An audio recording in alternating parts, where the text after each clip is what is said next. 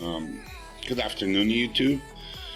We have a May 20th, 2026 post on the matchmaking system, an official post by Embark. It was released a couple of hours ago, and I actually don't have the exact timing on that, but we're going to read through it and see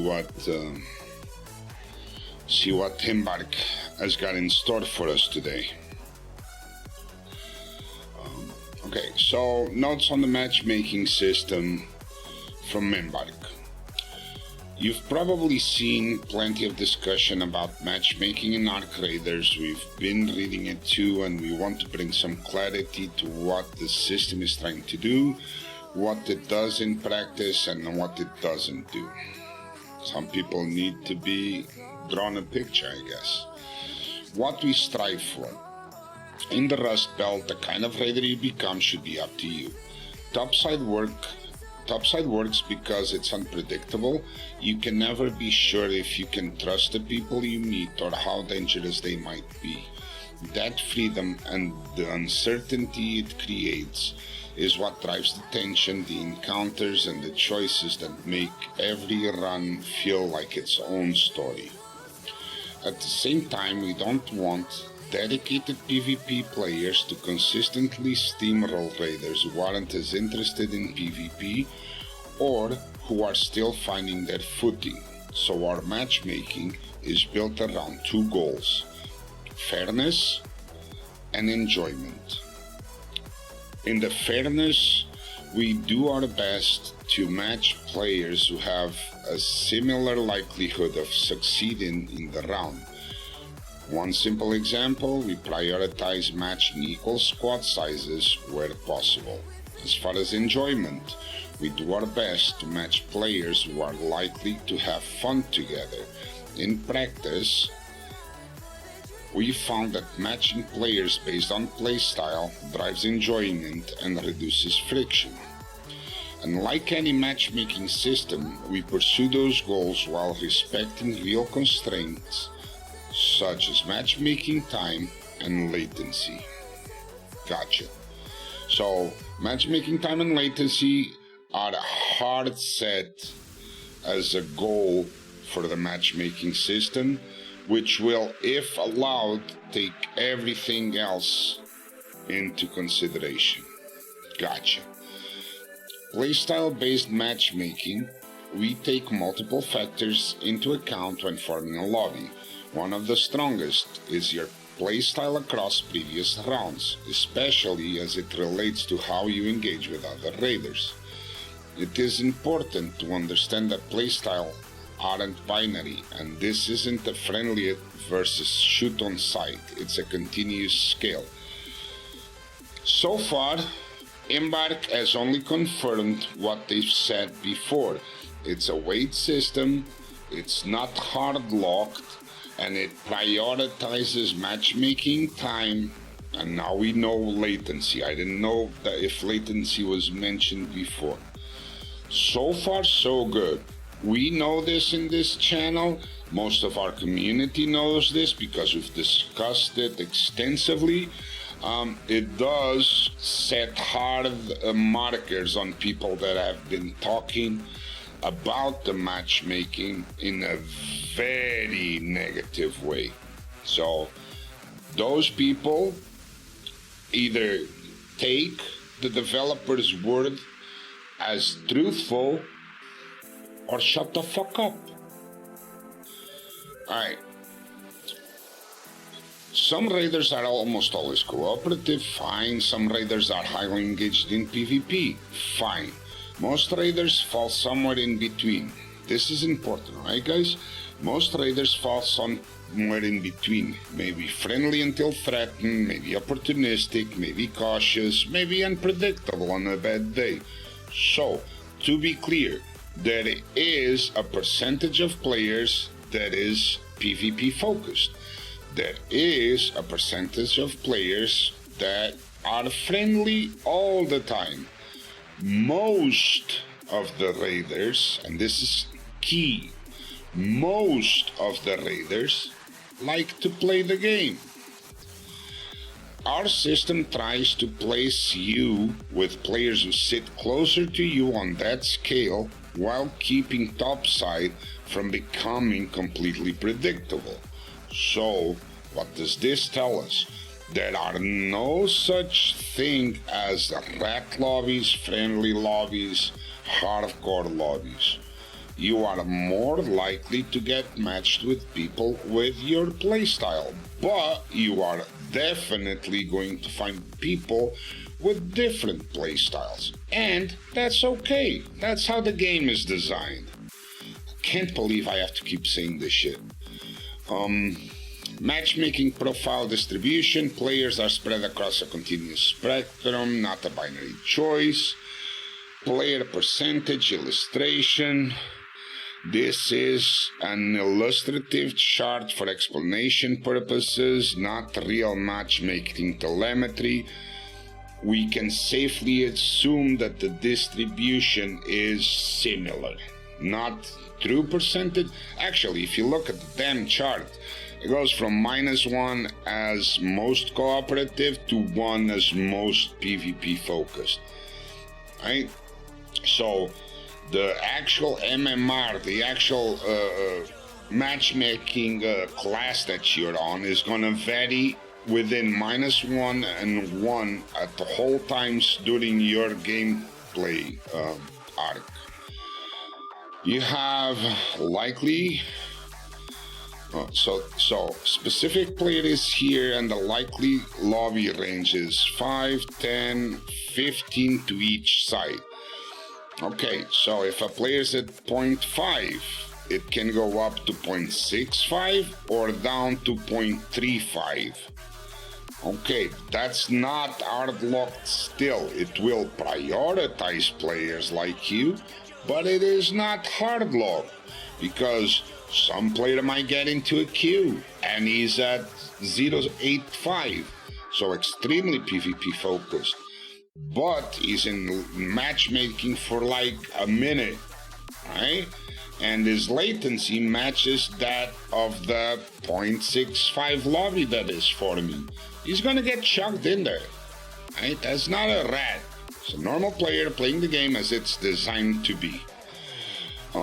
Okay, so most cooperative, 2 PvP focus, the bulk is in the middle. You can clearly see 3, 4, and then it starts hyping up. So 4 from -1 to -0.8, and from 1 to 0.858 is the edges. These are the loud minorities, very similar in scale, right? There's guys that only PvP, there's guys that own. So the PvP focused, and this is my interpretation of this, is going to be skewed towards the non-PvP, because some people manipulate their matchmaking. And what does this mean? This means that they're going to be PvP 100% of the times, and then the extraction hits, or they need to farm something, and they're going to do 10 matches where they'll just, we know the method, and they're going to jump from 1 to 0.75. All right. Perfect. Skews it to the lower end. To the lower end is at -1. It's not a quantitative or qualitative reflection. It's just an interpretation of the math. All right. So what it does, there are 2 simple rules. What's up, Drop? Thank you for ruining the YouTube recording. I love you too, man. Welcome to the chat. What it does, there are 2 simple rules to how playstyle-based matchmaking behaves. Similarity is more likely, not guaranteed. You have a higher chance of being matched with raiders whose playstyle is similar to yours, and a lower chance of being matched with raiders whose playstyle is very different. But there is no hard guarantee. We have been saying this, shouting this to the wind, almost ever since the game released. Your behavior shapes your future lobbies gradually, so you can change how you play. The kinds of raiders you tend to meet will gradually shift over time. Your behavior influences what's most likely, but never locks you into a single experience. We know all this. This is why we see such a wide range of interactions topside. Raiders forming impromptu musical bands and others vibing along. You got strangers lending a hand in a tough moment, while scavengers thrive on remains. Betrayals when you least expect them, and justice when you need it most. Firefights that start on sight, and negotiations that end when everyone is walking away. Some outcomes are rarer than others, but they're all part of what makes each round a unique adventure. This isn't a full-blown attempt to segregate playstyles. Topside wouldn't be topside if it didn't throw you a curveball every now and again. We want you to have fun, but danger always lurks, and you will still meet raiders who surprise you. This is absolutely key that people understand. This is the game that the developer is making, and you either play the game that the developer is making and stop bitching, or move on. It's fine if you move on, it's fine if you stay. It's not fine to keep crying about it. Myth busting. We want to keep some level of mystery in matchmaking. Perfect. Because unpredictability is part of the experience, but we can clear up a few common myths. There are not only two kinds of lobbies, friendly and aggressive. It's a scale, not two buckets. Most players land somewhere between the extremes, and matchmaking is more likely to pair you with raiders whose playstyle is similar to yours on that scale, without guaranteeing a specific outcome every round. We know this. This community knows this. Do you know this? One shot or kill does not immediately put you in PvP-focused lobbies. Matchmaking isn't meant to overreact single moments. It looks at patterns over time, and changes tend to be gradual rather than instant. So, again, stop bitching. If you have to defend yourself, defend yourself. It's not gonna hurt your matchmaking. Don't be a little bitch and cry rat all the time. There are no PvE lobbies. There are no PvE only lobbies servers where other raiders will never attack you. I think I'm gonna read that louder and again. There are no PvE lobbies servers where other raiders will never attack you. This is an official statement by Embark, and it's a shame that the community is not evolved enough to understand it, but that's my personal opinion. It is now stated on an official note from Embark. Stop bitching. Topside always carries the risks. You may trend towards meeting raiders with similar preferences, but there's no guarantee you'll never be attacked by another raider. Your end of round feedback does not affect matchmaking. The survey is valuable for us when we look at trends and make decisions, but it isn't used as a next lobby lever. Alright, so this is interesting. It doesn't have the little smiley scale. Did you enjoy that lobby question? Does not affect at all, or does not go into the matchmaking at all. Good to know. As one that I personally thought it might affect, it's cleared up. I no longer think that. I will keep answering the little end of lobby questions because it feeds the system with better information. Perfect. Your loadout does not affect matchmaking. Matchmaking isn't driven by your kit, and we don't scale lobby difficulty based on how much your loadout costs. Alright. If you're feeling that you're taking expensive loadouts and you're getting targeted by cheaters, it's not on Embark. Embark does not match you with higher level PvPers or whatnot because of your loadout cost. Good. Patches and updates don't reset your matchmaking profile. Your playstyle history carries over across patches. You may notice slightly rougher matches in the first few minutes after an update, but that's just because the pool is small while played. Dude, Embark, you guys are the champs, alright? I'm sorry that in the year of our Lord 2026 you have to put out a small kids course and explaining how player pools work, but kudos for you for doing it properly. It is necessary and we are thankful for that. Looting knocked out players doesn't affect matchmaking. I cannot believe people thought this was a thing. Matchmaking looks at how you engage with other raiders, not what you do with their gear afterward. We do not matchmake based only on the squad leader. Each member influences the squad profile. The leader has no special weight compared to their squad mates. Good. And thank you for clearing this up. Turning crossplay on or off does not, oh my god.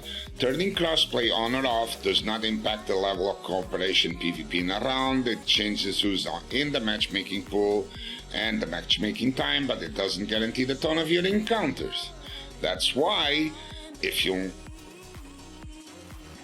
a couple months back, if you wanted to go into PvP lobbies, into PvE lobbies, you change into PC North America shutdown crossplay. Why? Because there's a bunch of PvE focused friendly players that whine a lot on Reddit on that particular server configuration. Fine. It's understandable that why it impacts matchmaking. I can't believe people didn't understand that. And again, kudos to Embark. New matchmaking changes. Please don't cave. Please don't cave. Please don't cave. Based on community feedback, we've identified two major shortcomings in how we're used to estimate playstyle, and both are getting addressed. Defending yourself is no longer treated the same as starting a fight. Perfect. That's no issue. It probably won't raise your aggression level if you get hit first as much. Fine. Previously, your playstyle didn't capture whether you started the PvP encounter or merely defended yourself. This meant cautious raiders could be treated as more PvP focused than they actually are. Now the two are treated differently. Go with that. Low activity rounds carry less weight in your playstyle history. Rounds with low topside interaction, like spawning and surrendering, used to impact players' estimate playstyle more than expected, reducing their weight, helps the system reflect how you genuinely play when you're out there making choices. Big fucking Embark W! Let's fucking go! Yes! Let's go. That puts us at 340 complaints that we put out on videos and Reddit that got addressed almost instantly. So we've been complaining about shit. A couple of weeks later, fix comes out in the tone that we were asking. So fuck yeah, 3 for 3, let's go. Time to complain about something else, and I know just the thing. You watch it, Embark. It's coming. These are live now, and we'll keep tuning them to see as how they play out. Make it fucking harder. Make it harder for people to swap lobbies. If you go on a full aggression stealth spree and you want to go farm the queen, make them do 100 rounds before they get tiered with PvE friendly players. Yes. Alright, this is fucking amazing. Ready your way. To sum it up, we've committed to making topside more fair, more fun, and more rewarding without sending off the edges that makes our raiders what it is. Play how you want to play. Over time, your behavior helps shape the kinds of raiders you're most likely to encounter, but there will always be room for the unexpected. See you topside. We're definitely taking that survey off the YouTube video because I almost forgot we were recording the YouTube video. Big, massive fucking Embark W. Embark just took their massive... I can't make that joke, but let's just say they dropped it on the crybabies table. Good. Keep it up, Embark. Another W. You guys are on fire. You're on a streak. This community needs to fucking learn. Let's go. Thank you, YouTube. We're probably gonna have a full-on talking head video soon. Like, share, subscribe, comment, rage bait, troll. Do whatever the fuck you want within the guidelines down in the comments. I am so thankful that you've been here with us. And just keep enjoying our creators. Alright? Gigameister. Out!